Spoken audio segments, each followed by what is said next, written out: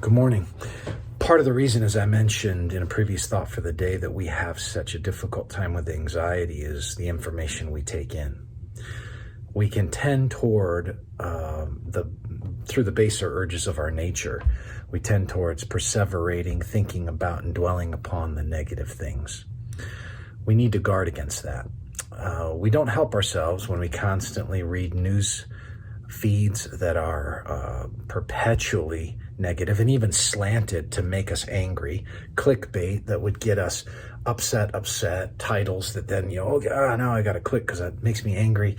And we feed ourselves. We tend to be people that feed anxiety yet regret feeling anxious, but then we feed it more and we regret it. In that way, there's an almost kind of twisted addiction to the latest news feed that can help feed our anxiety while at the same time making us more miserable.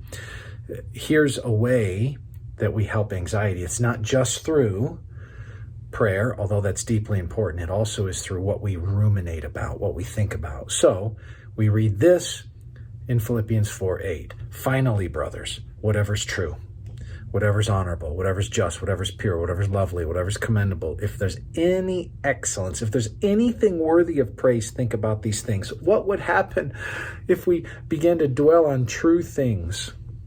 Right? God doesn't delight in falsehood. We learn that from Psalm 15, verses 2 and 3.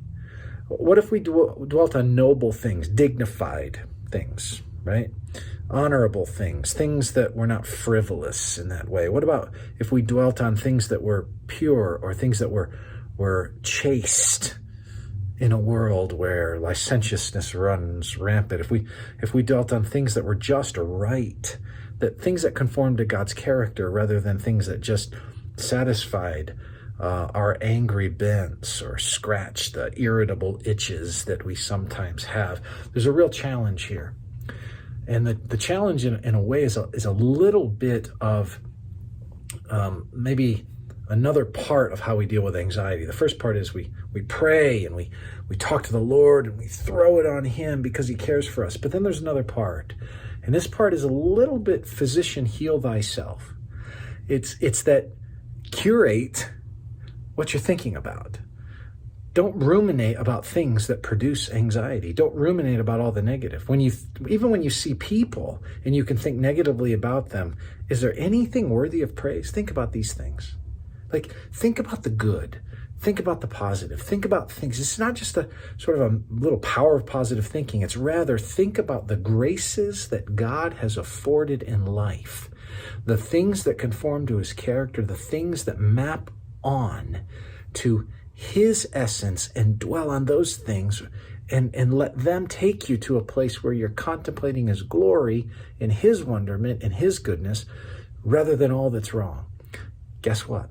Maybe it'll help you with your anxiety. Give it a shot. Dwell on those things and physician heal yourself by what you ruminate on.